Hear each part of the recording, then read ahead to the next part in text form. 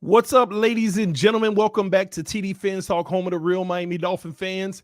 Day one of training camp. Well, day two, but day one on the field, as far as we know. We had the beat writers out and a few people giving us reports of everything that happened. I made a few phone calls to get the real scoop. That and more coming up here on TDPHINSTALK.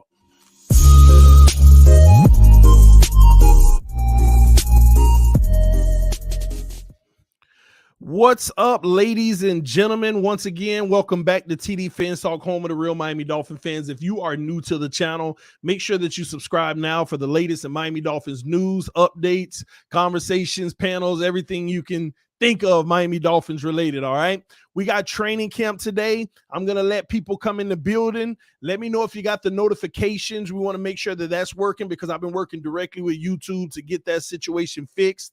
It looks like a lot more people have been getting the notifications lately, so that's a great thing. Also, hit that like button on your way in the building so that they can send out more notifications. We're going to go over a lot of news, a lot of updates, a lot of things that's been happening with the Miami Dolphins. And we have to get to everything that happened today in training camp. We all know what's been tweeted out. We're going to go over that stuff. And, I reached out to 3 different people, one person that was definitely there watching every play today, and 2 people that also talked to people that were there. So I got 2 stories of one thing and 1 story of another. So we're going to talk about that and give you my thoughts on what it all means. All right. So make sure you hit that like button again. And if you're not subscribed, subscribe right now to TDPHINSTALK. 35% of all viewers are not subscribed, so let's get that number lower and lower if we can. My goal is to get to at least 20% of the viewers not subscribed because you'll never have 100%. You know, some of your biggest haters, they won't subscribe to you. They'll just watch you. You know how that goes. Your haters watch, but they won't subscribe because, however they can try to mess with you, they will. But anyway, I appreciate everybody tuning in. Waddle, I see you in the building. Chef Jew, I just got your text. I'm going to take care of that for you probably tomorrow or Friday. We're going to do that stream talking about what it's going to take to beat the Buffalo Bills and what the keys to victory are in beating them. And maybe we can. We'll see. We're going to talk about that. We also need to talk about this backup quarterback situation. We need to talk about it. We're going to talk about it, all right? Because I think it's more important than people are putting off. I don't want a repeat of last year. And we'll get into more detail about that coming up. It's Snoopy in the building. Talk about the Jets, man. The Jets ain't ready for us, man. We lose to the Jets, bro. I'm telling you, man. You're going to see the most ballistic version of me you have ever seen. But it ain't going to happen, so don't count on it. We're going to sweep y'all. Y'all leave Snoopy alone. He welcome here. It's a good day when TD live. Dwayne Wade in the building, y'all. Most of y'all don't realize that is the real D Wade, but they never believe me. But the homie in here, man. Appreciate you coming through. Was Tua good today? I only seen that pass, to be honest. We gonna talk about that, man, but we gonna talk about that at the end. Because I've already spoken to people who are on the ground. We gonna talk about Tua's day, okay? We gonna talk about it, all right? What's your opinion about the O-line? We're gonna get into the Q&A later. Anyway, if I keep doing this, I ain't gonna never get to nothing anyway. So without further ado, let's dive in. First and foremost, I wanted to tell you all I missed it yesterday. Move this chair down a little. All right, I missed it yesterday. I didn't miss it, but I didn't go live about it. But I wanted to bring up the fact that we did sign Mohamed Sanu. That wide receiver room is getting a little congested, and I like Sanu. I mean, I don't think he's the version of himself he used to be, but I like Sanu. He might be a guy that makes the back end of the roster. But the Dolphins are confusing me with that. I mean, I think you can only secure like the rights of 3 players on practice squad. And I know Skylar Thompson better be one of them, and some other guys that probably very favorable for the practice squad. But what you going to do? You Eric Ezukama, I mean, you got all of these guys. It's getting nitty gritty, man. And Preston Williams, Bringing in Sanu ain't a good sign for you. Bringing in Sanu ain't a good sign for you. Preston Williams, you better not play like the flu. No sickness. We got the. No, let me stop. Yeah, I know I impromptu rap at any time. But anyway, listen, man, it ain't good, man. It ain't good for some people in this wide receiving group. But I like Sanu.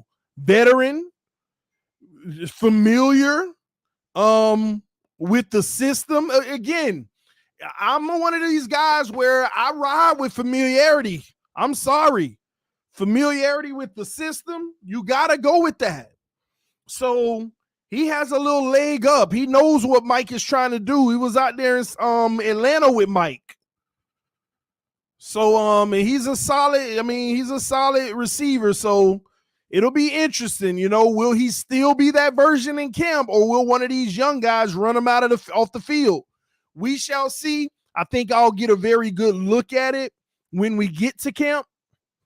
I'll get a real good look at it when we get to camp. Okay. And again, y'all know I'll be there Tuesday.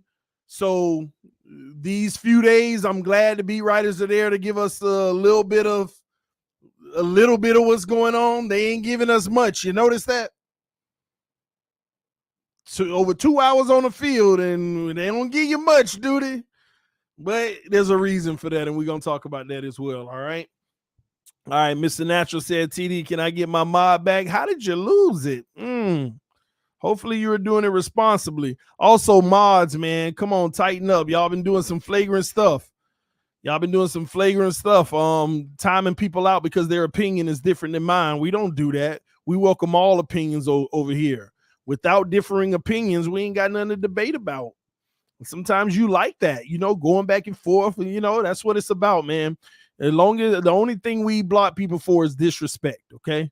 That's the only thing we block people for. Only disrespect. That's the only thing. Disrespect, all right? So make sure that we're not tripping in those regards, all right? All right, let me see something here. Homie said, TD, check my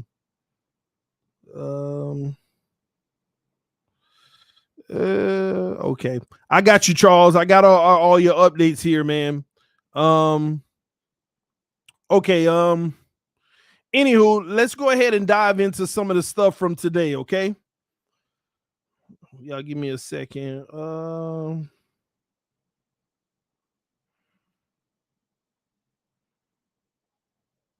One moment.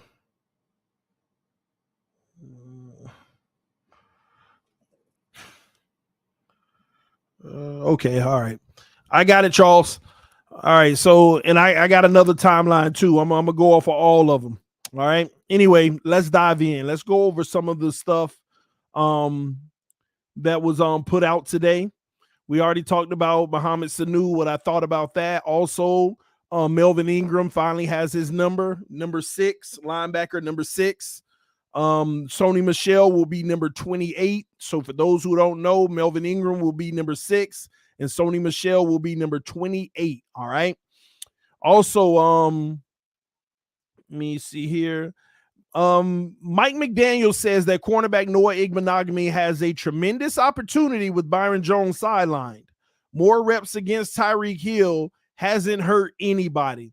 So obviously, he's basically telling you now Byron Jones is the guy in practice that will be guarding Tyreek Hill. But Byron Jones is out. So Noah is basically out there guarding Tyreek Hill. I wanted to start with that because let's put some context behind what's happening in practice. Before we get into anything, simply know whatever Tyreek Hill is out there doing on the field, Noah Igbenogany is pretty much guarding him primarily. So let's make sure we clear on that off the rip. Noah versus Tyreek. And it is a huge opportunity for Noah. And I want this to be the opportunity for Noah. And I want him to have the toughest battle that you can possibly have. Why? Because we need to find another corner that we're comfortable moving on with after Byron Jones and or Xavier Howard is no longer worth the contracts that they're getting right now. We have to start thinking about the future at that position because those two guys will not be here forever. And we need Noah to step up, a former first-round pick who we kind of gave him a pass in the first 2 seasons. I know everybody beat him up, but he's the youngest guy. I gave him a pass, and I still give him a pass until this season. He has to do something this season to show that he's at a bare minimum slightly above average as a cornerback in the NFL. Not poor, not average. You have to be an above average cornerback this year. And you're not going to get many reps if the top guys are healthy, but you're going to get out there here and there. And right now, this is where you show that you can be depended on. They can depend on you to go in and give quality reps, or if a guy gets hurt, they feel comfortable that they can still devise a game plan where they can win without one of the top corners, because we don't play well without one of our top corners. Either one of them off the field typically ends in an L. So Noah needs to take true advantage of this opportunity. The only thing that I hate with this dynamic of grading or evaluating Noah, or grading or evaluating the offense, or grading and evaluating Tua, right? This is the only thing I hate about it. This is the Byron Jones factor that I hate about what's happening right now. It's the fact that if Noah is just not good, we won't know. Why? Because if Tyreek and Tua is eating on the field against Noah, does that tell us Noah is trash? Or does that tell us Tua and Tyreek is that good? We don't know. We won't know. If Noah's making plays and balling out, does that tell us Noah is now good? Or is the offensive connection just still trash like it was in mini camps?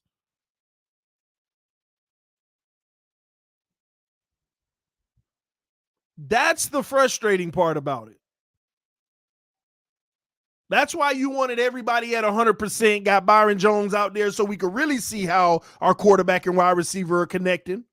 Because if they out there eating against our top guys, they the truth. We know, because we know what those guys are. But when you throw an element like Noah in, you really don't get answers.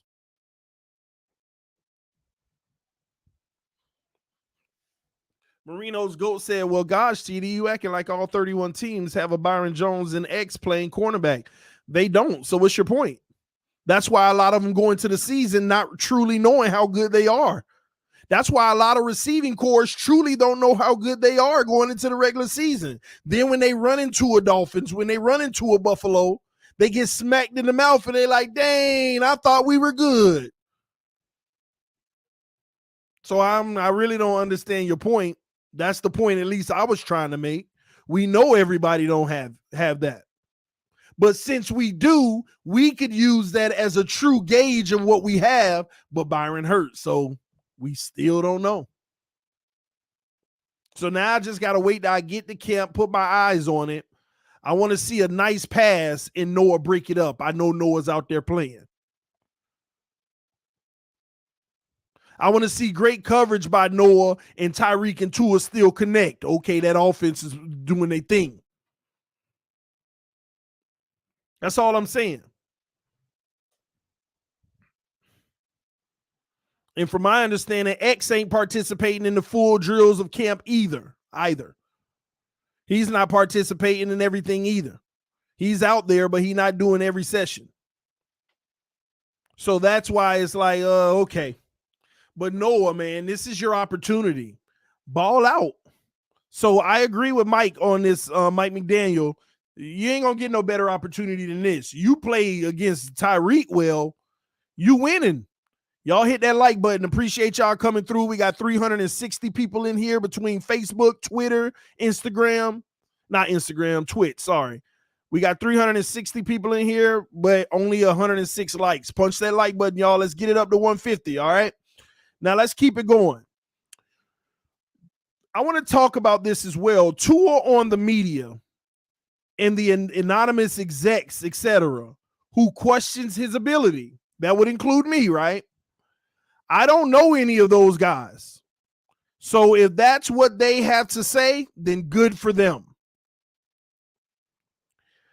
Let me say this real quick.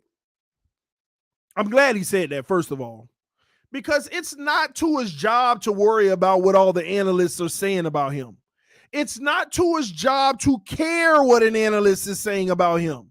It is not his job to worry about what other people think about his football skills. It is only his job to go out there and give those people a narrative to talk about, whether they portray him in a positive light or a negative light. It's not his job to worry about that. He needs to solely be focused on football. So I don't know why everybody is always gung-ho on this specific topic. It's people like me. There's levels to this, okay? Let's be clear here, ladies and gentlemen. Tua's up here. Tua is an NFL quarterback on a level way up here. TD and TD Fans Talk is way down here. Let's get that straight. Now, you got your guys at ESPN and all of that. They above me. They up here. But Tua's on the field. He's the man in the arena. He's the one going through the battle. It's not his job to be dabbling down here, worrying about what I'm saying or anybody else is saying.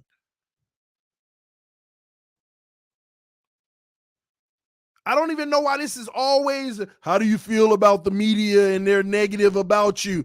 That is so provocative. Why is our media our media should not be bringing that to him. That's actually unfair to him. That's dirty. That ain't cool. I just got to keep it 1,000. It's not cool for our media to talk to him about it. Talk about it with the people. Stop talking to him about it. Stop bothering him about perceptions and what people think. Stop messing with his mental. And I'm not here to get into whether he's mentally strong or not, but that ain't cool. That's putting us at an advantage just in case it's bothering him. And I'm not saying that it is bothering him. And according to him, it's not. But let's be honest, sometimes these things do bother these players. It's not for you to be going to talk to him about what the world is saying about him. That's some crap. Let this man be able to focus and not worry about the naysayers, and then he starts second-guessing himself. Just like Mike McDaniel said, he's hard on himself. That is a freaking symptom of our beat writers and stuff. Keep asking him about the perceptions. That's some craps. Please, beat writers, stop that crap. Talk about it in your article. Talk about it on Twitter. Talk about it on Instagram. Talk about it with the people. Don't bring that to his front door. That's where it's crap. Stay down here where we are. Keep it down here. Don't be bringing what we discussing up there, because and I'm going to be honest, I feel that's the sabotaging stuff to me. That's the sabotaging stuff to me. I don't like that. I really don't. I'm going to talk my talk. If I don't like what he doing, I'm going to tell y'all, oh, he trashed today, whatever it is. But they got to stop that mess. That's antagonizing him. That's messing with him. There ain't no reason to be asking him about the naysayers. Everybody got freaking naysayers. I don't care how good you are. Everybody got naysayers. Some got less than others, but everybody got them. But they need to start, y'all in the Dolphin community need to start saying that to these beat writers. Stop asking him about it. You can go on Twitter and do all that all you want, but stop that crap. It's stupid. Every question, well, What do you think about what, the doubters say about your arm string? What the heck? Stop bringing up the naysayers. Bring up, okay, you can ask him, how do you feel about your arm string? There's been some concerns of this and that. That's different. But there should not be a reason why Tua's defending himself to tell you, I don't listen to those naysayers and people that keep saying this and saying that. Yeah, please understand something. I ain't on Tua level. You ain't on Tua level. None of these beat writers are on his level. This man is an NFL quarterback. Stay in your place. Stop bringing that to his front door. Stop giving him more to worry about. Even if that man say he don't care about it, just you bringing it up to him, we all human. It's still sitting in your head. That's why Mike McDaniel said the biggest thing I want to work on with Tua is him being hard on himself. And where you think that, and I know he always had that demeanor about himself, but that ain't making it no easier. That ain't making it no easier. Leave him alone. Like I said, we have every right to be honest and tell our opinions on Twitter, YouTube, Facebook, all that. But bringing it to this man's front door after practice and this and that, that's some crap. We did that crap last year and the year before when we antagonized him about being traded. I don't not feel wanted. And them the responses he gave us. We did that crap for the last 2 years. That's the stuff that's ridiculous. Stop that mess. Now, don't get me wrong. Some people are going to argue with me. Well, Tyreek the one out here running his mouth about him, so it's fair game. That ain't fair game because you're bringing it back to him. Bring it to Tyreek then. Bring it to Tyreek, but why you bringing it to Tua? Leave him alone in that regard.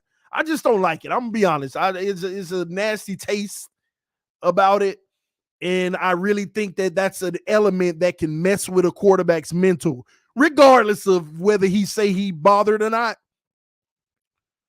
And I'm not getting into the debate of, well, he need to be mentally tougher. That's another conversation. But whether he is or not, I'm in win mode now. I do all my criticism, but I'm in win mode now. So whatever it's going to take to win, that's how we need to be operating. And they need to stop that crap. Anyway, man, let's move on, man. But like I said, man, I hope he really drowning it out and he ain't studying it. I don't know. We'll see. Anyway, let's keep it moving. Next. All right. So I want to go through Travis Wingfield's timeline because he gave a lot of detail what happened today, somewhat, and I'm gonna tell y'all where Travis Wingfield always falls short for me. He need to stop this. He need to be just even keel and not just the overly about one person and not others. But I'll show you what I'm talking about in a moment. All right, on the first day of on the first play of the day of team. He hit Tyreek in stride for a big catch and run. He said so I guess he's talking about Tua. Tua was very sharp. He has some gorgeous intermediate throws, including one across the body with two defenders in his face and one between coverage to Bowden on 7-on-7. Uh-oh, we got a Bowden sighting. So according to Travis Wingfield, on the first play of the game, he was sharp. Then, had made some gorgeous intermediate throws, including one across the body with two defenders in his face. I got to see what those are in training camp because when I go to camp, when defenders are in the face, those are sacks and they don't touch them. And I hope that ain't the case because we need this O-line. And it don't matter, man, because why is he throwing the ball with two in his face? Come on, O-line. I mean, he's supposed to throw the ball. I ain't talking about Tua. I'm talking about this O-line. Come on, man. I don't want to hear this coming into training camp. All right. Now, McDaniel talked about this in the media availability about setting a standard, and you see it with Hill, man. He goes hard all the time, and the receiving core follows. Lots of conversations between reps, periods, on field coaching. I like that. So Tyreek out there being a coach on the field, that's what you need him to be when you're paying that kind of money. Absolutely. Good job, Tyreek. Christian Wilkins is a pest. He was in the backfield a lot. Even saw one play where he was obviously held and still got to the ball carrier. Man, I had a conversation with somebody about Christian Wilkins about an hour ago. Man, they told me he was out there just being, man, listen, I ain't going to sit here and go that far, but they were like, man, Christian Wilkins might play like Aaron Darnold this year. I was like, okay, but I'm going to let that go. But who knows? What if? I don't know. I ain't going to go that far. But, man, you get that type of production, it's over for the league. All right? Rookie Channing Tindall had an explosive play flying through the line for a would-be hit on the back behind the line. Tackle for loss. But you know what I mean? First of all, that's good for Tindall. We're going to need him to play some major minutes. See, I want this kid to come in and be that dude. Forget all that, get him in and work him in. Man, I hope he show up in camp and say, I'm a starter. Screw that crap. I'm a starter. That's what I want. I can't wait to watch him next week. But you know what I'm hearing so far? Because unfortunately, the beat writers are only allowed to give you the positive things that happen, ladies and gentlemen. And if you get any negative, it's only as a result of telling you about a positive. So just so you know, beat writers have been instructed, they can only tell you the positives of the day. So when you see, oh, this person got a pick, technically they ain't supposed to name the quarterback, but it seems like they'll name one quarterback and not another. We're going to talk about that in a moment. But the only reason they're able to tell you is because it's actually a highlight for the whoever picked it off. So they're not allowed to tell you the negative because they already been talked to. They want to keep it positive this year. I'll be at camp next week. Don't worry about it, y'all. But so we got to read into the negatives. Okay. So what does that mean? What are you hearing so far from everything I've read already that should be concerning? Everything I've read so far, where is the freaking O-line? Now, I know it's a long practice. They can't win every battle, but everything we read so far is like, no, Christian Wilkins is a pest. Even getting held, a holding penalty, even after getting held, which it probably was, oh my God, please don't tell me it was Connor Williams. He the most holding player in the league, and then Christian Wilkins on the interior. So I don't know. I'm just guessing right there. But first of all, holding. Number two, he still got through regardless of the hold. Then you got Channing Tindall, a rookie, blasting through in the backfield to the running back. Come on, O-line. Don't start this mess this year because ain't nobody got excuses this year. But don't start this mess this year, O-line. Because I'm telling y'all, last year when I went to camp, the O-line got dominated on every play almost. Everything we reported a completion on a 7-yard out was really a sack. Christian Wilkins and them boys were just running past the quarterback. Oh, that's a sack, but then he'll throw it after they run past them. Some beat writers will report the completion. At least Omar, I'll give it to him. He'll tell you what happened and said on a would-be sack. So shout out to Omar Kelly. At least when he go to camp, he honest about those type of plays. What are your sources telling you? I'll tell y'all at the end of the stream what they told me. I already told you what they told me about Christian Wilkins. He really looked nasty out there, man. He out there maybe embarrassing people. Christian Wilkins out there embarrassing people. But I'll tell you the details of once I finish reading what they said, what they told me about camp today, the overall picture. Okay. All right. So next up, Jalen Phillips had a would-be sack in the final period and an impressive play blowing up a screen pass earlier. He's flying off the football and garnering attention of the offense each play. Good job, Jalen Phillips. Good job, Christian Wilkins. Good job, freaking Channing Tindall. Where is my O-line? Where is my O-line? Frustrating, man. That's what I want to hear about.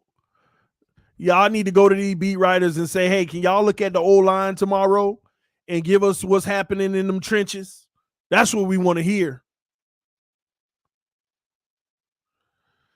Next up, Javon Holland is back at it. Had a really nice pass breakup on a ball to Waddle, nearly picked. Now, you notice that one didn't tell you who the quarterback was. I know who the quarterback was, Tua Tagovailoa, but it's all good. Every quarterback's almost nearly picked, so screw that. I'm just showing y'all how they'll leave the name off of who nearly got picked when it's Tua, but they'll tell you when somebody nearly or did get picked when it's Teddy. I don't know why they doing that. First of all, they ain't supposed to tell you who it was that nearly got picked and stuff anyway. But whatever. Just interesting that they do that. But Javon Holland, back at it, baby. Back at it, and I love that. And out there on Waddle too.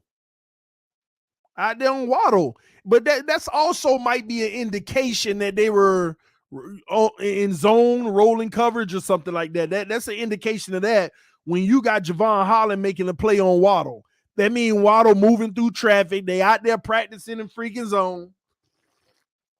Because you ain't got no Waddle coming one-on-one unless they running zero looks, which I doubt they doing in camp. Everybody know what they doing in that already, but whatever. I don't know. I ain't there, so I'll tell you when I go next week. But good job, Holland. I like that. I like to hear that. Keon Crossman, made some nice plays, including an early run stop and then a pass breakup on a play-action pass from Teddy. So we get more run stop. Pass breakup on Teddy. This defense is just up there, y'all. This defense is up there, man. But a nice run stop. Y'all forgive me if I have to keep reiterating this. Another run stop. I'm hearing defenders in the backfield, in the quarterback face, run stops. We're supposed to have a better O-line and, more importantly, a run game this year.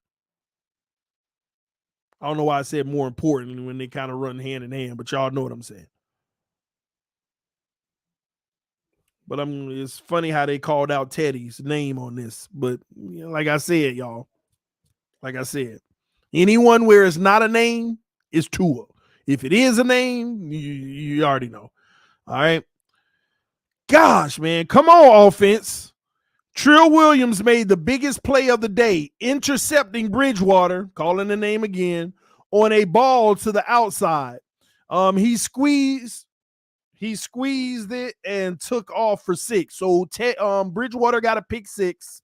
We're gonna talk about Bridgewater later too, because we got to talk about this backup quarterback situation. All right, but good, the defense dominating. Good job, Trill, as well, because I think Trill Williams can make this roster, this team, y'all. I think Trill can make this team, and I'm telling y'all now, they might be thinking about moving on from Eric Rowe. Not because of Trill, but you never know. They could work him in that spot. But Trill's playing boundary. I think Trill can be a really good backup on this team. I like Trill. He never really got a true shot opportunity, but this will be it. And I think he's gonna make this roster. That's early. I'm talking early.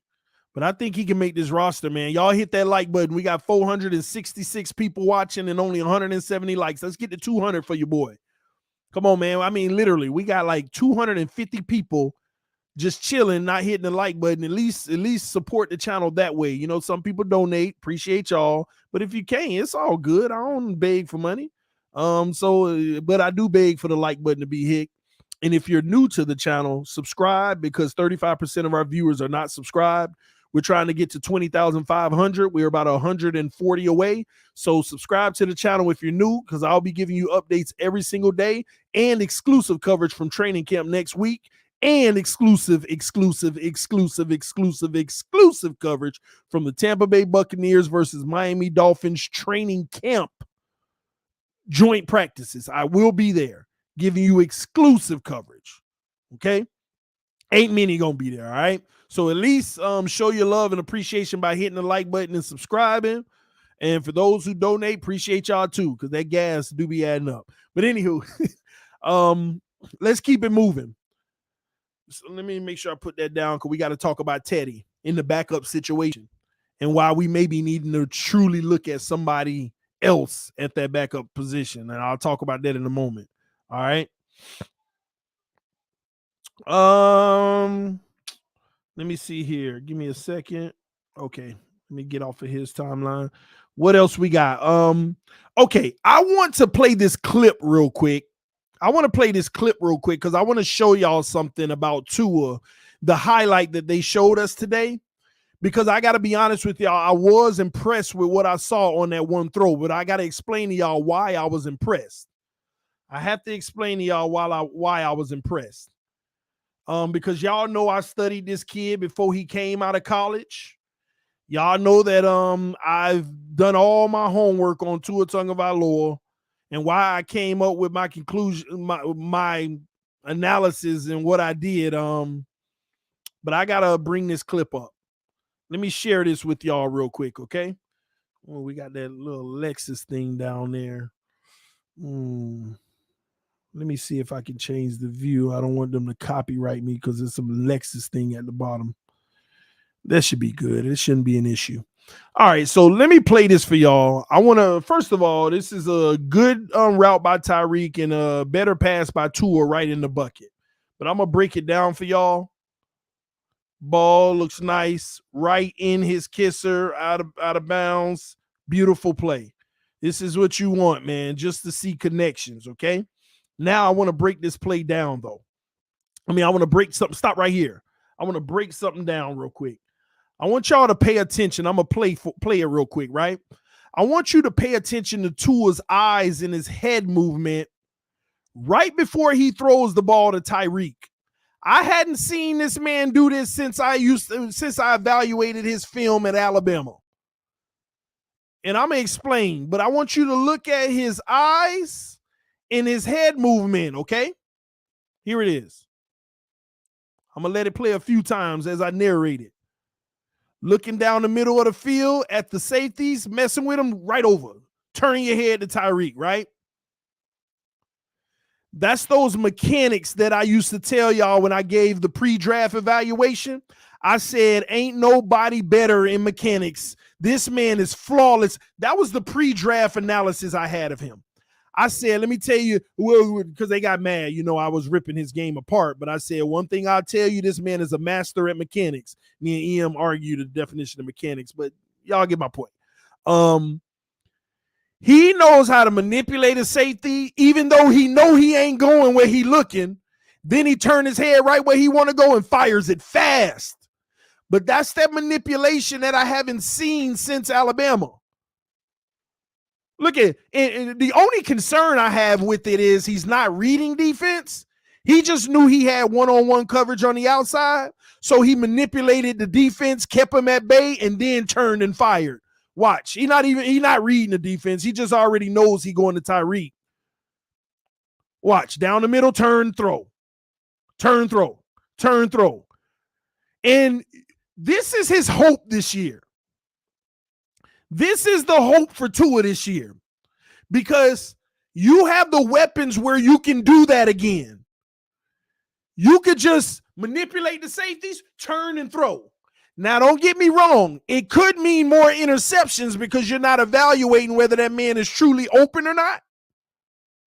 Some people are going to argue with me about that, but that's just my take. You're not evaluating if he truly opened it or not. You're just trusting that he will be because you're looking down the middle and you already cocking back as you look and the ball is already heading. So you know where he's going, where he knows where he wants to go. See, the difference between last year and what I just saw is that last year and the year before that, he knew where he wanted to go. And when he hiked the ball, he looked where he wanted to go. And he followed where he wanted to go and just waited for it to be open and went. But now I see him getting his confidence back in that area. There's still other things I need to see greatly. But in that area, being able to play around in the middle, bobbling like he's bobbling his head on the left side, but he already know he's going to the right. He bobbling, and the whole defense is reacting over there, and he's coming back the other way. But the receivers are going to have to do their job. They're going to have to make sure that they're open on those plays. He going to put it right where it's supposed to be, and he going to throw the ball. The only time it's going to be disastrous is if the receiver is actually getting a good DB guarding the play, and that ball goes anyway. So I'm going to tell y'all now, this doesn't fix Tua's issues, but it puts him back in a more confident frame. Because there's times where you're not going to get that one-on-one. You're going to have that too high with the help. And he even narrated this play in his presser, said he knew he had one-on-one coverage on that backside. And when you know you already have it, that means, well, we'll get into that in a little bit. But that's a good look from Tua. I have not seen that since me evaluating his film in Alabama. I have not seen that. That is a positive sign. To be honest with you, I'm hoping that I get a lot of positive signs going into this season, because I don't care what everybody say. Oh, Tua made this pass, Tua did this, Tua did that. I don't be caring about that, because the truth be told, it was an average day. And I'm gonna tell y'all what was told to me. That ain't what I'm worried about. I look for things like this. I look for the things that on my evaluation sheet he struggles with or he's not doing. And when I see things like this is where I get a little, okay. Because truth be told, I just thought he lost that. I just thought the NFL is too fast for him, and that Alabama stuff is gone now. I used to rave about his mechanics in college. Flawless mechanics, know how to pull a safety away from where he going better than anybody. I even told EM one time, he probably going to come in day one doing it better than anybody in the NFL, that one area. And I ain't seen it in 2 years. And on that play, I saw it. On that play, I saw it. Let me pull it up again. One more time before we move on. I want you to look at his eyes. I want you to look at his eyes, how he playing around on the opposite side of the field with the safeties, but he already know where he going. He already know. I love it. Look at him. See how he cocked his head to the right at the last minute? He already knew. I don't know what it's been in the last 2 years where he wouldn't do that, but now that's what if you get this, you're going to get more plays. We're going to get more first downs. And I think him working with Tyreek is starting to pay off, because that connection, I think it's starting to pay off.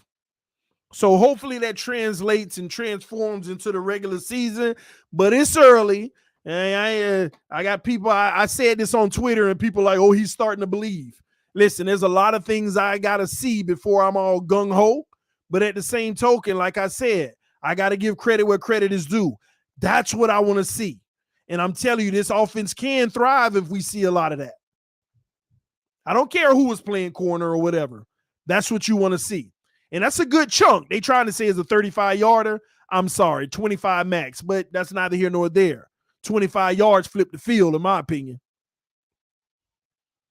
All right. It was coaching and players we have, TD. Well, we'll see. Time will tell. Remember, you got to wait till you get a real defense. That's why when I go to Tampa Bay's practices, I'm going to give y'all the real. I'm going to try my best to be live from the practice and narrate it on a stream for y'all. I'm going to try. If the reception is good, you're going to get a live narration from Tampa Bay from me. But that's where I want to see this translate on the field, because they're going to be chippy out there. People know they're going to be trying to earn their job. They are going to be chippy. And we'll see our secondary get tested. We'll see a Trill and Noah actually making improvements. I'm sure X will practice then. Hopefully Byron, but we'll see. We'll see. But anyway, got to get a credit where credit is due. Good throw by Tua, good route by Tyreek, great connection by both of them, and great mechanics by Tua, and great way to put that ball right in the kisser. Great way to pull, man. I don't know. I'm just feeling some type of way about it. And this is what I've been missing. I ain't getting all caught up in all that, all them fake things. All them. I don't get caught up in all the little basic stuff that everybody over rave about. But I'm telling y'all, what that man did in that play, you should be happy about. I'm telling y'all, that's the small intangible things that he's been missing in his game. That alone is going to get him another 400 yards this year. That alone is going to get this man another 400 yards this year. I truly believe it. That alone, I don't care if it's one of those a game, 25-yarder a game. That's another 400 yards. That's another possession on the positive side of the field. Those are the things that matter. Not all this glorifying the basic stuff. I saw skill in that. I saw, and listen, I ain't even talk about the ball and the pretty ball and all of that. I'm talking about the intangibles that he's missing. I don't talk about the stuff he already got, because we need to fix the stuff he's missing. Anyway, let's move on. I'm starting to scratch, giving them props, No, I'm just playing. All right, man, let's keep it going, man. McDaniel said players will vote on captains after the roster is cut to 53. I wanted to bring that up because, listen, he better be a captain this year. I don't care what none of y'all say. I don't care if he turned it down. He better be a captain this year. He better be a captain this year. After all that controversy last year, all his teammates should know he better be a captain this year. Because if he ain't voted a captain after all of that, something ain't right. I had to bring that up. All right. All right, the Miami Dolphins also announced today that they signed cornerback Tino Ellis. They just brought another body in. Unless he just shocks us and goes crazy, that'll be good. But otherwise, they brought another body in. Want to see him work out because Byron's going to be chilling most of the time. X is still chilling. So we'll see. All right. They aren't voting. I'm sure they're voting because McDaniel said players will vote on captains after the roster is cut to 53. So there you have it. All right, let's keep it going. Shout out to S. Brent with the first donation of the stream. Appreciate your homies. He had Tua gonna ball out. Drew Brees time. Listen, man, you can't put nothing past nobody. I mean, I'm gonna be 100 with you. He has the potential to. It's just been so many things that have gone wrong where it's like it's working against him. So if he can rise to the occasion and ball out, bro, he would have really earned it, and everybody needs to get behind that. I'm telling y'all, man. This man become a top 10 quarterback. I know some people say 12, 14. For me, if he become a top 10 quarterback this year, ain't nobody can tell me nothing. He my franchise quarterback. But you got to get there. You got to do it. So if he ball out, man, that's what we all need. And it's sad that a lot of people don't want it, but the reality is it's what we need. Okay? All right. Correcting earlier tweet in thread, it was a near interception that went down as a deflection by Noah Igbenogany on Tua. So they corrected it earlier and said that Tua almost got picked by Noah because somebody reported that Tua got picked by Noah, but Noah actually dropped the interception. It was a near interception that went down as a deflection by Noah, okay? Trill Williams had a highlight pick. We already had that. So everybody, like I said earlier, everybody get picked off, right? And almost picked off, right? Let's see here. Reps from linebacker Jalen Phillips, Melvin Ingram, and Andrew Van Ginkel on first day of Dolphins training camp. Phillips had multiple sacks and pressures in team drills. Beautiful thing. Aside from the pick, Teddy Bridgewater was seen with multiple connections to Gesicki and had one to the newly signed Mohamed Sanu. Skylar Thompson also got to hook up with Tyreek Hill and Jalen Waddle, who caught several passes from different QBs. That's a good sign too. So finally, Teddy made some plays. He got a pick six, but he made some plays. Skylar's name being mentioned, making plays, and shout out to David Ferones for giving us that because everybody ain't reporting on those guys. They just want to talk about Teddy's pick six and end it there. But according to David Furones, Teddy Bridgewater was seen with multiple connections to Mike Gesicki and had one to the newly signed Mohamed Sanu already.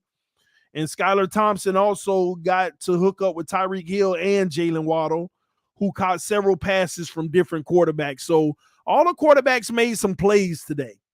Okay, all the quarterbacks made some plays today. Steve Ross said, wait, we don't know if Tua threw the ball to Tyreek.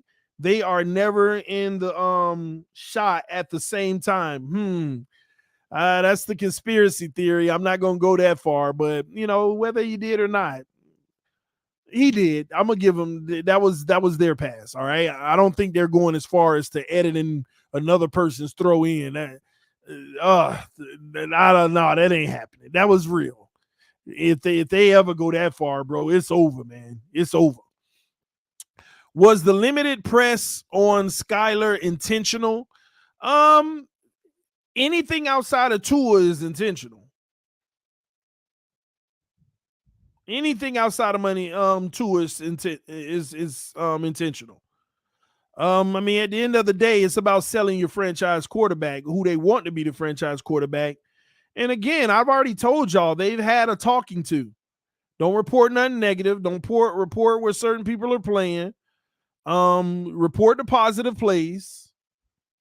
You know, it's an agreement. You know, we got y'all in here, so do work for us too.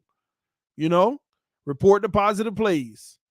But they don't have a hard time at all whenever, you know, certain people do something, letting you know, and then when others do it, no, we ain't gonna say that.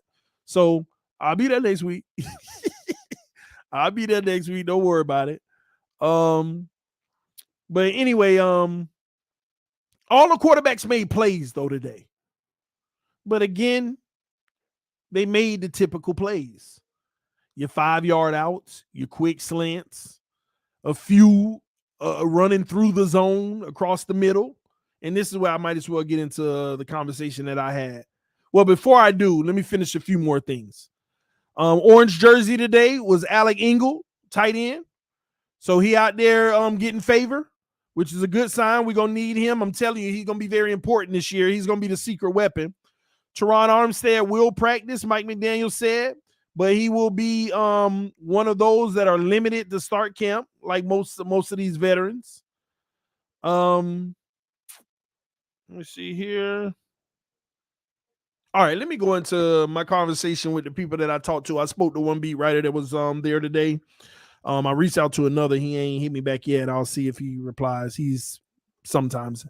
And then I spoke to some other people that did speak to beat writers that were there as well. This was let's talk defense. Dominated all day. Outside of the secondary, again, had their moments, made some plays, got burnt in some plays. Just skill. I mean, we got great wide receivers, okay? That's just simple.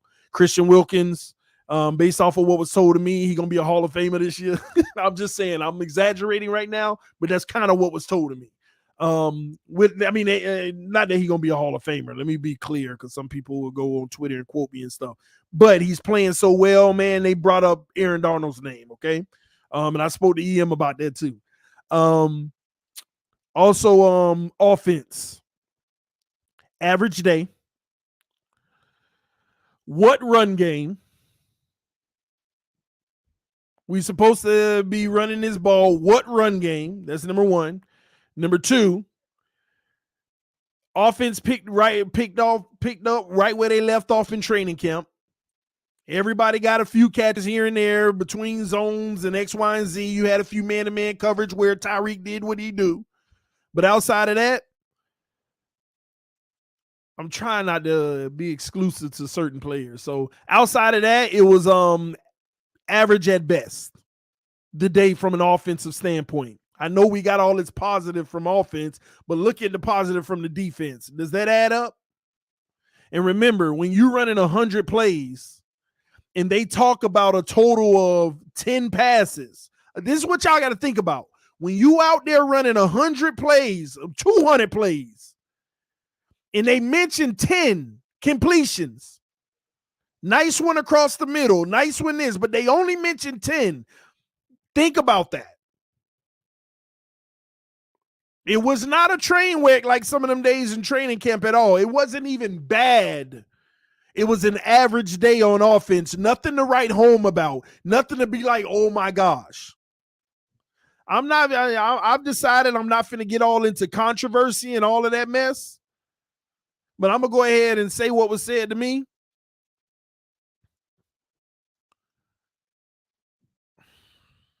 I can't believe I'm sitting here debating if I'm just going to say it straight out.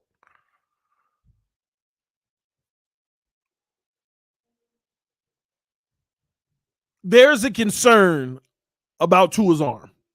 I'll put it like that. There is a concern about Tua's arm. There is a concern about his arm.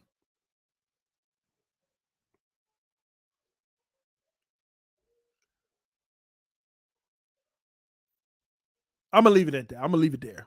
There's a concern about it. We'll keep our eyes on it and see if that's a long-term concern.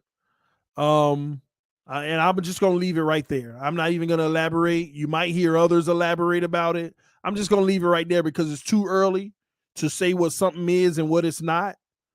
We're going to leave it like that. There's just concern about his arm.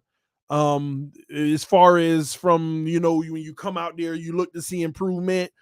No improvement. No improvement whatsoever from his arm. This is what's being said. And I'm going to leave it right there because I don't want to make this more than it is because it's early. It's one freaking practice. And we're just going to keep our eyes on it. And on top of it, I'm going to be honest with y'all. No matter who I talk to backstages and writers and this and that, I trust my own eyes. I report what other people say and I let you know they said it, but I trust my own eyes. So when I go out there next week, it might be a different story in my opinion.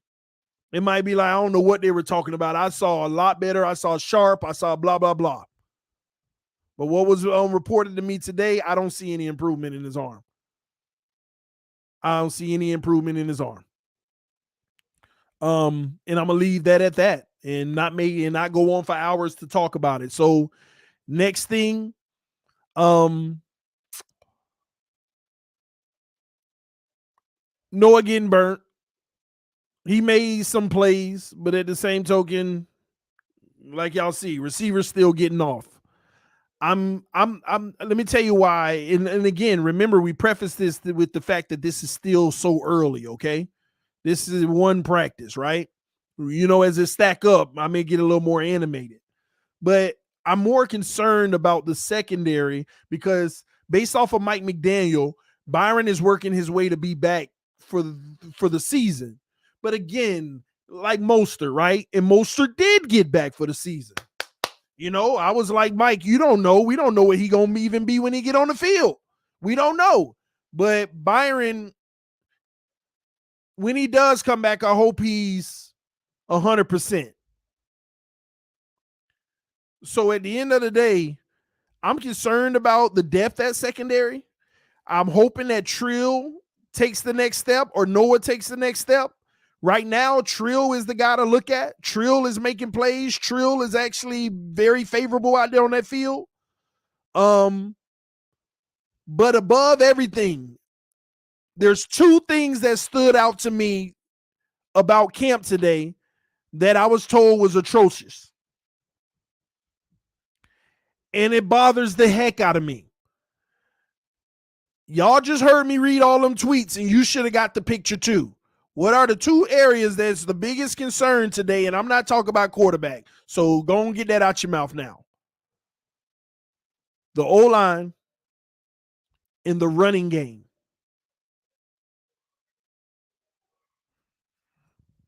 The O-line in the running game. To me, this is the same team. If this O-line in the running game doesn't improve, you just got Waddle. We need a running game. It ain't got to be great, but at least decent. I can't keep hearing these linebackers and linemen posted up in the backfield all day, every day. I'm telling y'all, it reminds me of last year. When I went to camp last year, I'm telling y'all, every 10 plays, a defender was in the backfield 9 times. 9 out of 10 plays, there was a defender in the freaking backfield. Y'all don't even understand. Most of the highlights y'all had last year out of training camp, freaking Bridgewater threw a 30-yard crosser, or Tua threw a 30-yard deep ball. Most of those were sacks. They just threw it after the defender ran past them with their hand up. We can't repeat that. Not on the O-line.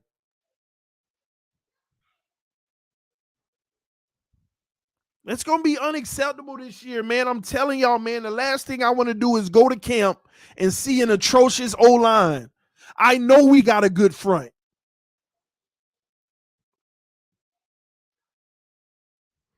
Y'all bear with me. I think I'm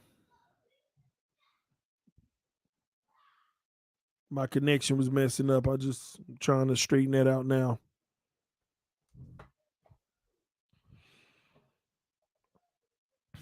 No, but we can't afford that mess, man. We cannot afford that mess. But nah, real talk, man. They got to get that together. And let me tell y'all something. This is where we got to be very critical as fans. If this O-line struggles, it ain't no, well, let's see how they do in the regular season. Screw that crap. Y'all need to go call JC Treader. You need to make a few phone calls and get it right before we go into the season. Just like you just brought in Sanu, there are better O-linemen sitting at home right now, and we all know it.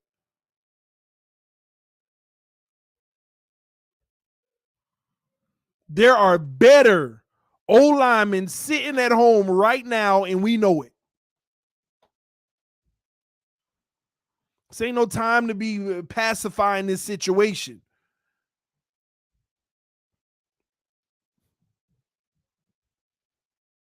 You go get all these weapons for Tua, get everything you can get. See, this is how the Dolphins always trick you, and it's that Chris Grier trick, because he always leave himself wiggle room. But don't get me wrong, I don't blame Chris Grier. If I was a GM, I would do the same, because there's still some questions that need to be answered, and I need to have my security next year just in case. But this is where the Dolphin fans, man, this is where we get it wrong. You got to go all out. You got to go all out. Like think about it. We're trying to make sure that Tua becomes a franchise quarterback, right? So if you're trying to make sure that he becomes a franchise quarterback, if you believe that he can, then load this man up so he can go on a Super Bowl run like Burrow. Load it up. Leave no question. Leave no stone unturned. Come on, load it up. Go get a center. Put Connor at left guard. Go get a right tackle. Spend the rest of that money. I'm more willing to have you trade or release Eric Rose, save that $4.5 million, move on from Myles Gaskin, save that $2 million or whatever it is, $2.5 million.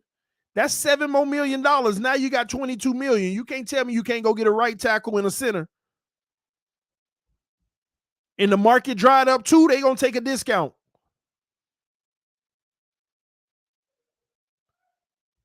Go for broke, man. Go get you a center and a right tackle. If this line keep tripping, freaking Christian Wilkins in the gut every play. Jalen Phillips out here balling out. You got a rookie coming through the line, tackle for losses and stuff.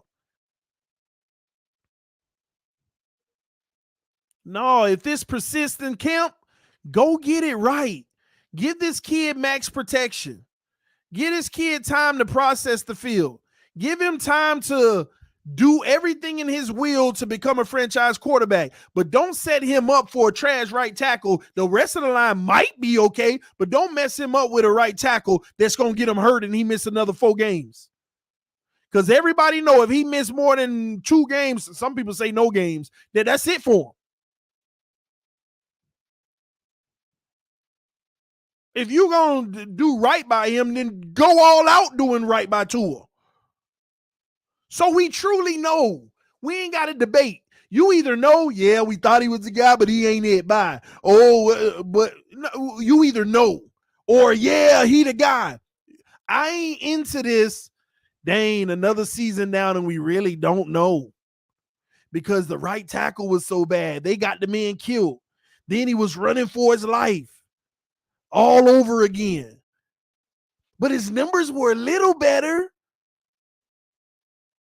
We can't go through that.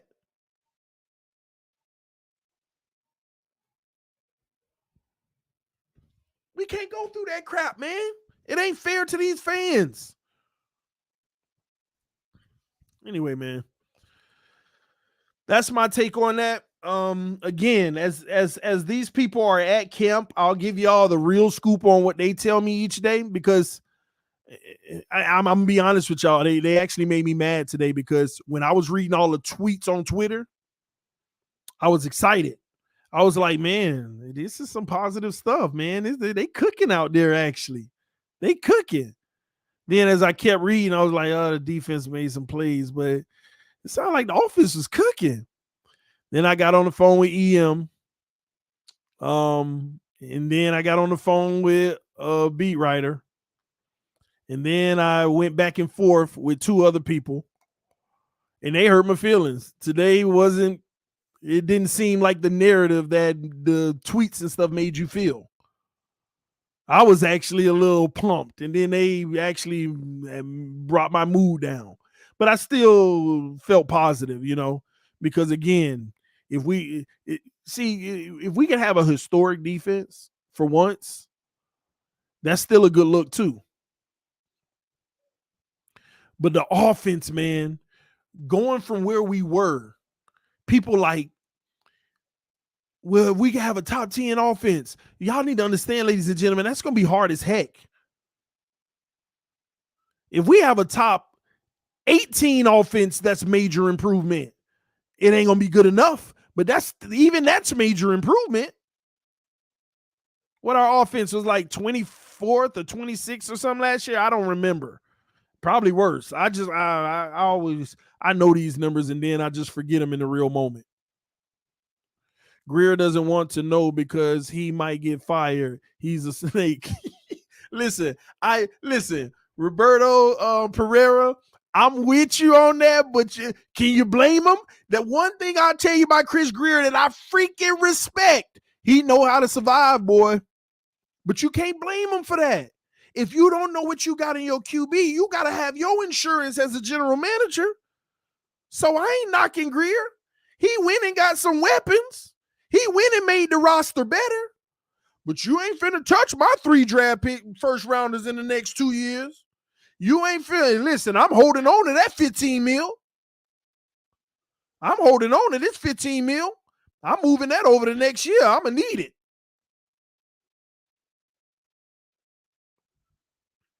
If the cap 210 next year, it's going to be 225 for us, because I'm moving that 15 million over.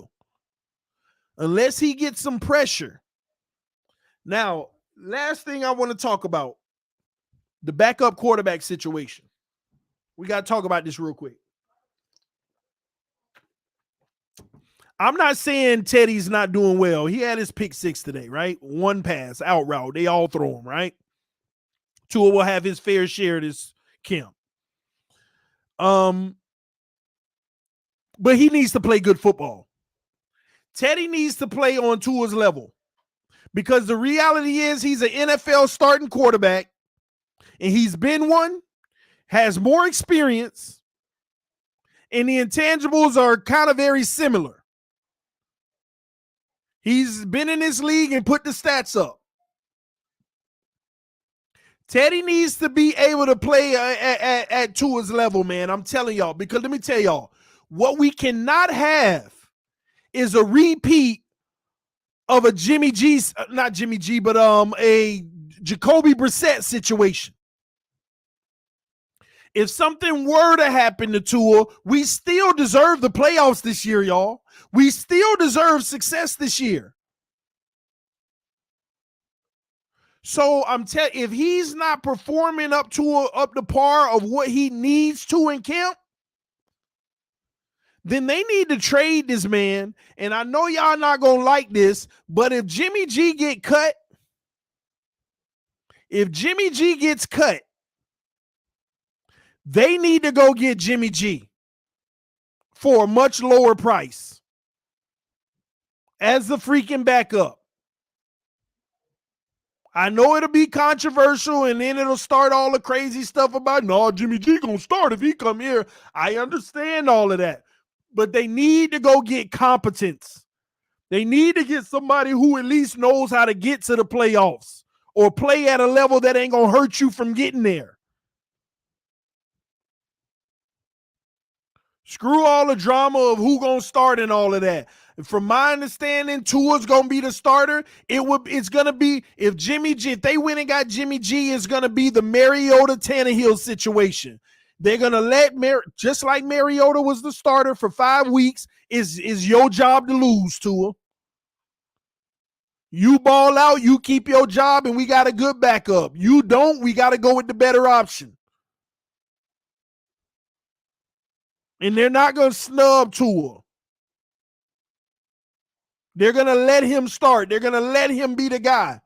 They're not going to just start. I don't think they'll just start Jimmy because it'd be too controversial. You let Tua start and give him his opportunity. And if he earns his right to stay on that field, he earns his right to be our guy.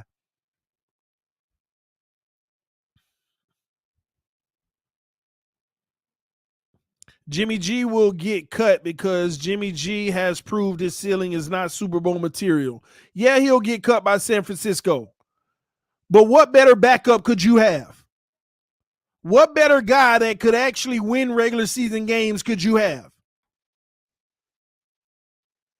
And I ain't going to lie, some people, I'm telling y'all, it's going to be really controversial because some people are going to say this man is going to start.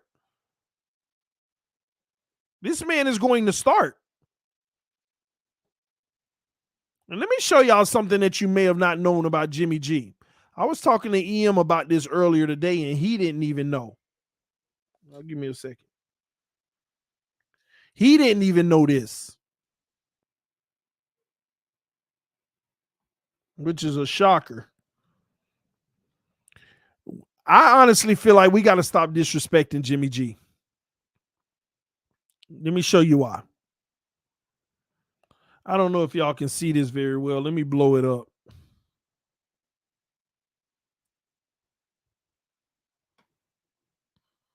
That's good enough. I think people should stop disrespecting Jimmy G. Let me show you why. You know the man got drafted by the Patriots, right? I mean, he came in with the Patriots in 2014. The man didn't even play. He played like one game, had 182 yards and 1 touchdown. His second year, he didn't play at all. He got in for like 3 minutes in a game, had a 6-yard catch. His third year, barely played. He played like two games. Had 502 yards and 4 touchdowns, no interceptions. He didn't even play with the Patriots. And in 2017, he played like 4 games, if I'm not mistaken. I mean, he started 4 but played 6. 1,500 yards, barely played. The next year, barely played, 718 yards. Do you know the very first year this man played 16 games, he played a full season? He was a top 5 quarterback in the NFL. Did y'all know that? 69.1 completion percentage. 4,000 yards. He was 22 yards away from 4,000 yards. 27 touchdowns, 13 interceptions. And you put up those numbers in a primary run offense. Now remember, this is his first true shot in the NFL. His first season where he's the actual guy. The first year. 4,000 yards, 69% completion percentage, 27 to 13 touchdown to interception ratio. 12th most yards in the league. The man was literally like 4th in the NFL in touchdowns. Did y'all know that? Only 3 players had more touchdowns than him that year. And interceptions, only it's like he was 8th in the NFL with the least amount of interceptions. Then the next year, he only plays 4 games, only 4, which means with 1,000 yards, he's still on that trajectory. He got hurt, by the way, 67% completion. And then in 2021, he gets hurt again, but in the 15 games he played, he had 3,800 yards. 68% completion percentage. Do you know he was on pace for 4,300 yards, 24 touchdowns, and 13 picks? Last year, he was on pace for 4,300 yards, 24 touchdowns, and 13 picks. 4,300 yards in a primary run offense. Had he played the 2 games that he missed due to injury. And you know why they moving on from him? It ain't just because his ceiling that everybody say. It's because he continues to get hurt. He continues to get injured. He can't stay healthy. That's why they drafted Trey Lance after 2020 when Jimmy G went down. In 2020, he put up 1,100 yards. He went down. That was the year they wanted to do even better. Coming off of a Super Bowl, he goes down. So they automatically made their decision in the summer of 2021. Let's go ahead and get a quarterback in the draft because Jimmy G got hurt last year. And now you're in a tough situation where you got a quarterback put up 3,800 yards. But he got hurt in 2 games, was about to put up 4,300, but you done already drafted a quarterback high in the draft. So now you got to move on. They didn't want to. They were debating it. The front office was going back and forth, but he can't stay healthy. I ranked Jimmy G 12th best QB in the league. I won't discount that. I got him in that range too. But in 2019, do you know this man was a top 5 quarterback? Do y'all believe me when I say that? Because I'm about to go to the advanced stats.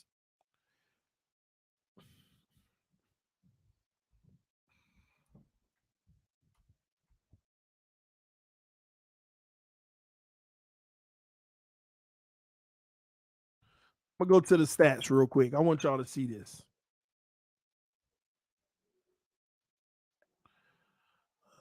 Is this it? Let me see if this is it. Hold on. No, that ain't it.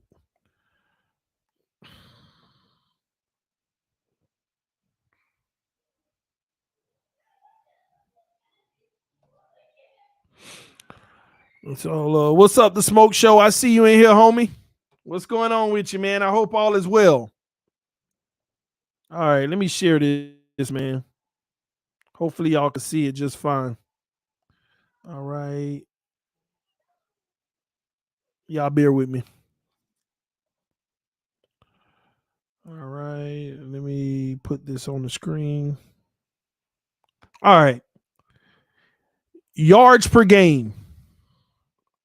Jimmy Garoppolo was 12th in the NFL in yards per game. 3,978. Okay? 69% completion percentage.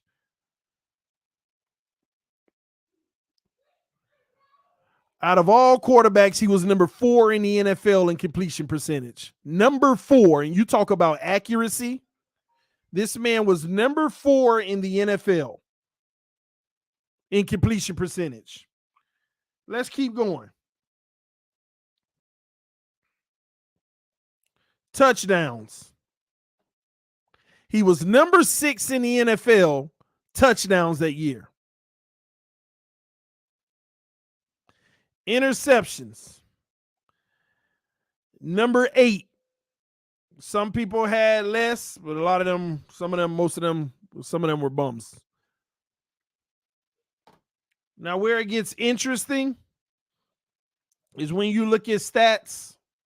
Oh, hold on. Oh, I hate when this happens. Trying to move it over.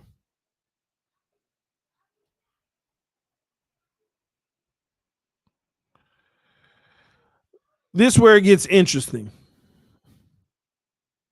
Yards per attempt. Jimmy Garoppolo, 8.4 yards per attempt. Number 3 in the NFL. Talk about your dink and dunk quarterback. This man in 2019, that season, 8.4. Number 3 in the NFL. This was also the breakout year for Tannehill. He was number 1 in the NFL when he replaced Mariota. Now, average yards per attempt. Jimmy G, let me see, 3, 4, 5, 6, 7, 8, 9th in the NFL average yards per attempt. Yards per catch. This is the one that matters. Yards per actual catch. Number 7 in the NFL. Number 7 in the NFL.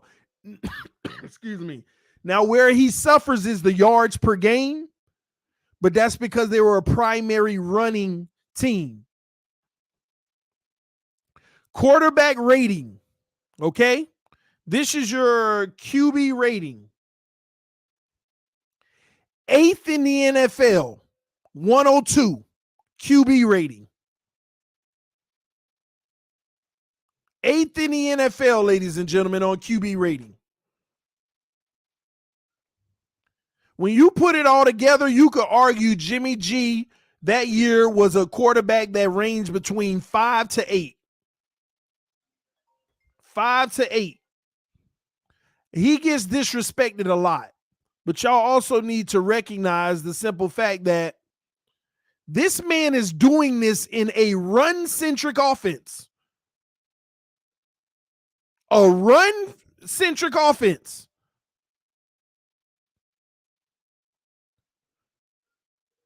Trust me when I tell you, the true knock on Jimmy G is his health, his availability.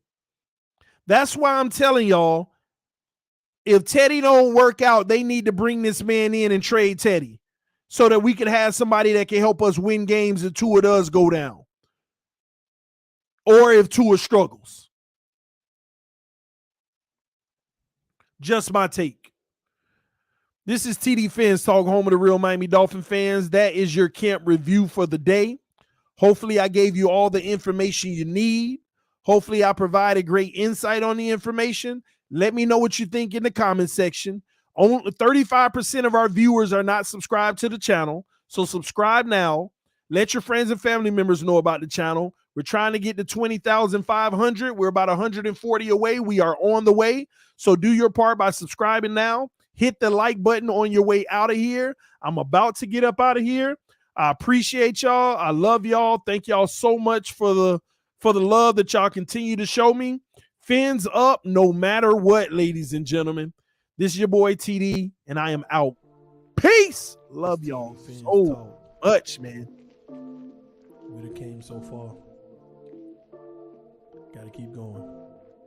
Hey, this is 2022. TD on the mic repping my team. Yeah, that's what I'm gonna do. Over 20,000 subs. Look at how much we done grew. Shout out DDW. He's great and that's my peer review. These haters keep on hating and it's starting to feel like deja vu. Insanity and Chef Jew. I can't forget my day one crew. EM Reason ball game. The recognition's overdue. I share with you my point of view and this is what it's got us to success. My haters say I'm a mess. They say that I'm a pest and I depress. And I'm obsessed with causing stress, but yet the stress they can't suppress. Nonetheless, I just impress because I'm blessed and they oppress. I know the answers, they just guess. When they play checkers, I play chess. When they regress, I make progress. And my attention, they get less. They feel neglected, CPS. If they don't pay, I repossess. Now I digress and decompress and take recess and clear my chest. I must confess, I am the best. Like, hey, This is 2022. TD on the mic repping my team. Yeah, that's what I'm gonna do. Over 20,000 subs. Look at how much we done grew. Shout out DDW. He's great and that's my peer review. These haters keep on hating and it's starting to feel like deja vu. Finsanity and Chef Jew. I can't forget my day one crew. EM Reason Ball Game. The recognition's overdue. I share with you my point of view and this is what it's got us to success. On the road to the Super Bowl, no matter the cost, man, we willing to pay the toll. 50 plus years and they all ended in tears. Now it's time to pop bottles, celebrate, scream cheers. Hey, this is 2022. TD on the mic repping my team. Yeah, that's what I'm gonna do. Over 20,000 subs. Look at how much we done grew. Shout out to my day one crew. We only here because of